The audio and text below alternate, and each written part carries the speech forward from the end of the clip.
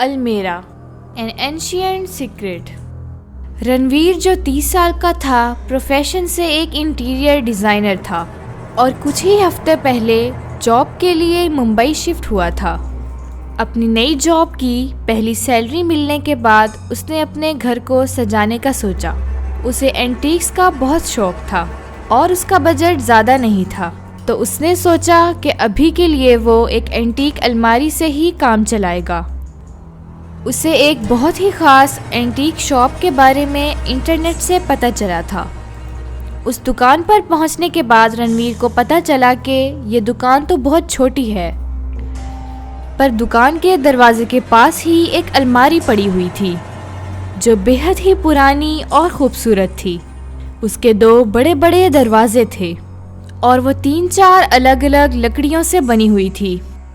जब उसने दुकानदार से बात की तो उसने बताया कि ये अलमारी बेचने के लिए नहीं है, पर रणवीर ने बहुत ज़िद की तो वो दुकानदार मान गया और उसने आधे पैसों में अलमारी बेच दी और बिना कुछ पैसे के उस अलमारी को उसके घर तक भी पहुंचा दिया।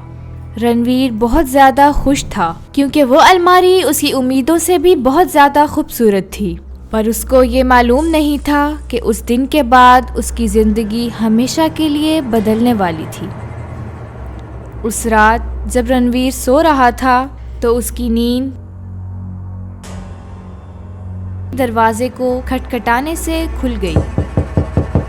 रणवीर ने दरवाज़ा खोला तो वहाँ पर कोई भी नहीं था। उसको लगा कि शायद ये उसका वहम होगा। वो दरवाज़ा बंद करके अपने रूम में वापस चला गया। जैसे ही वो अंदर गया, फिर से उसको दरवाजे के खटखटाने की आवाज़ आई। वो तेज़ी से दरवाजे की तरफ भागा, पर अब भी वहाँ कोई नहीं था। रणवीर कुछ देर तक दरवाजे के पास ही खड़ा रहा, लेकिन उसे बहुत नींद आ रही थी और वो सोने के लिए वापस चला गया।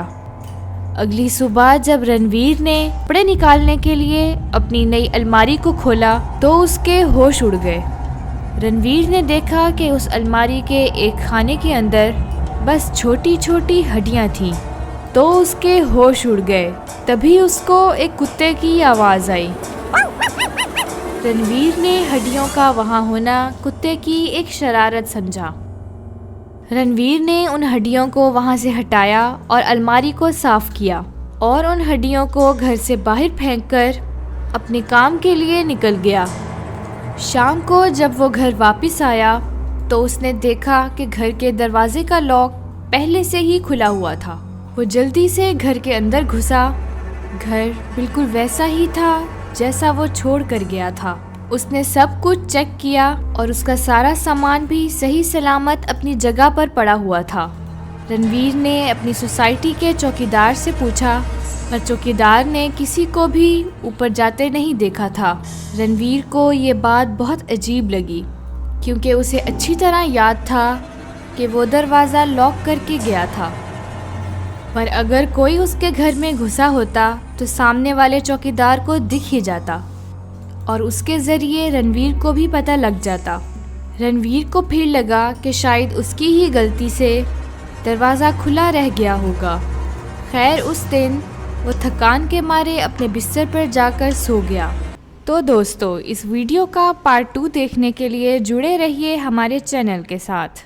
अगर आपको ये हमारी कहानी अच्छी लगी तो हमारा चैनल आहट स्टोरीज को ज़रूर सब्सक्राइब करें और हाँ, बेल आइकन ऑन करना मत भूलिएगा।